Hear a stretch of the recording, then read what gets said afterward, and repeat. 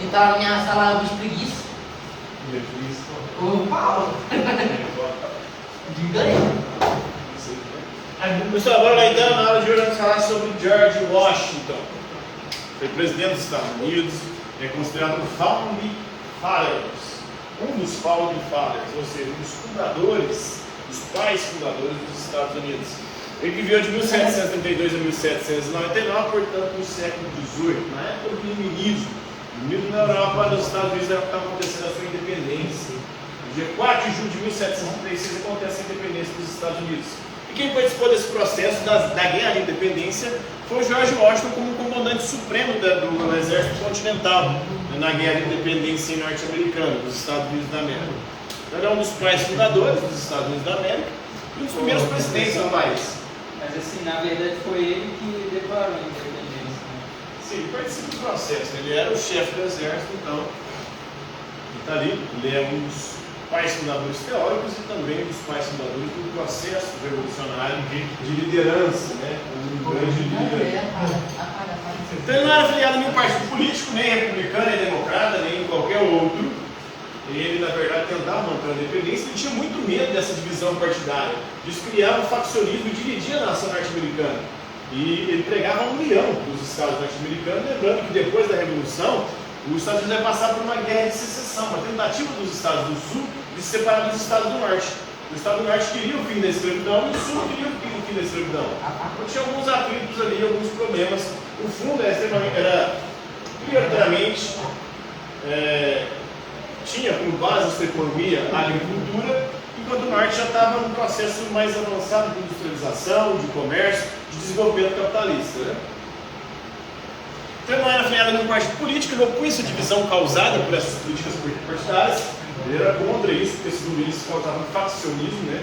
Ou seja, uma divisão, uma segregação, em vez de unir o povo, só separava os partidos, só separa, só segrega.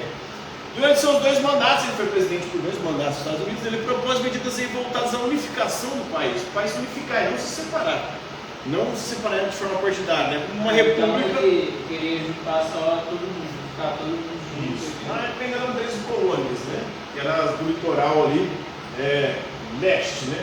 Depois começa a marcha para o oeste, a colonização do oeste, a exterminação dos povos indígenas, e aí vão chegar até o litoral lá. Algumas guerras também com o México ali, vai pegar uma parte do México, vai adicionando ali e vai se formando aquilo que hoje nós chamamos de Estados Unidos da América. No começo era só o litoral leste ali, 13 colônias ali. Então, durante seus 2 mandatos aí, né, ele queria que o país fosse uma república, ou seja, um governo voltado para os interesses do povo, que tivesse representatividade do povo, administrado por um governo federal, ou seja, um governo centralizado, de alguma forma em Washington, né? Inclusive em homenagem a ele, a capital dos Estados Unidos, em homenagem a George Washington.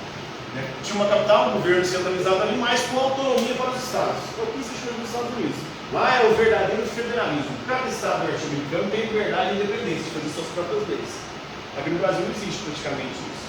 Os estados têm relativa autonomia. Nós vivemos um federalismo muito limitado porque a nossa Constituição é contemporânea, ou seja, ela abarca praticamente tudo. Aí não há liberdade e autonomia dos estados fazer algo que vai contra a Constituição. A Constituição norte-americana era bem sucinta. Professor, disso aí eu soube, né? Tipo assim, se, por exemplo, se alguém fosse fazer um crime lá, era contra a lei lá de tal estado. Tem estados que tem pena de morte, tem estados que não tem pena de morte. Tem estado que é liberado por porte de arma, tem estado que é proibido. Tem estado que você pode usar droga, tem liberado o comércio de droga, tem estado que é proibido. Tem estado que você pode fazer aborto, tem estado que é proibido. Tem estado que... que mais? Tem autonomia para várias coisas. Então, os estados que fazem suas próprias leis.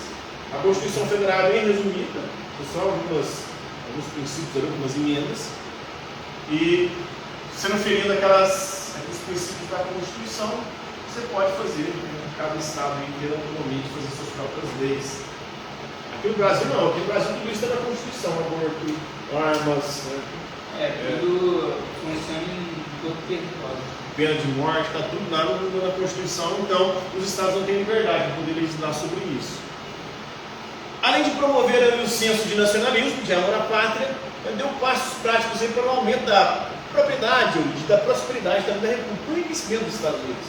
Os Estados Unidos é a terra do empreendedorismo, que dá liberdade para os caras empreenderem, fazer seu próprio negócio, cobrar menos impostos por essa atividade produtiva dos empreendedores, para que assim eles pudessem prosperar, levar riqueza para a nação. Leva riqueza, se torna o país mais rico do mundo, mas também tem problemas seríssimos sociais, né? Então, a proximidade da República é a promoção do comércio, principalmente nos Estados Unidos, né? Os estados, na verdade, do Norte. Do Norte, que era baseado no comércio e na indústria, isso era mais na agricultura. Ele criou um sistema aí de taxação de impostos justo, não era muito oneroso, não massacrava os empreendedores, os empresários, para acabar com a dívida nacional também. Nas relações exteriores, ele defendia a neutralidade para poder evitar o envolvimento em guerras europeias. Ele não queria que os Estados Unidos se envolvesse em países europeus, e nem muito menos em guerras europeias, porque isso traria prejuízo para os Estados Unidos. Então, deixa eles lá se resolverem, a gente fica aqui neutro sempre. Inclusive, foi isso que aconteceu nas duas guerras mundiais. Na Primeira Guerra Mundial, os Estados Unidos entram no final, na Segunda também eles só entram no final. E não tem seu território praticamente atingido. Enquanto a Europa é destruída, devastada, onde estavam as maiores potências mundiais, Inglaterra e França, os Estados Unidos praticamente não teve seu território atingido. Entra só no final da guerra para ganhar. Você fala? Mas aí, tipo, em qual país que ele estava devendo, assim, a dívida? Dívida? Dívida nacional aí. Na verdade, esse dívida nacional aqui é porque o governo gasta, né? O Estado. Ele tem que arrecadar para poder gastar com tudo. Fazer as coisas que o governo faz, né?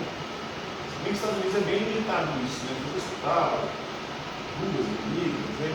Financiar o exército, bancar o exército. O Estado norte-americano, ele gasta mais hoje com a sua força, né? A sua força militar. O exército, aeronáutica e marinha. Eles gastam um caralho. Então, com que dinheiro que eles gastam isso? Com dinheiro pouco, os impostos que eles cobram. Então, os impostos que vai bancar isso. Agora, se o Estado gastar mais do que ele arrecada, aí vem dívida.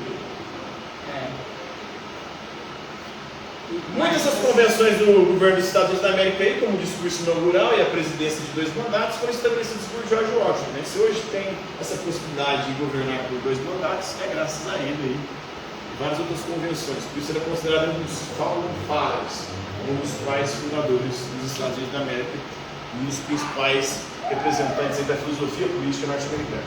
Entendeu? Não dúvida? Não, de boa. Tranquilo? Agora bem? É tranquilo. Por hoje é isso aí. Mas assim, os Estados Unidos pode ser até a potência mundial, ser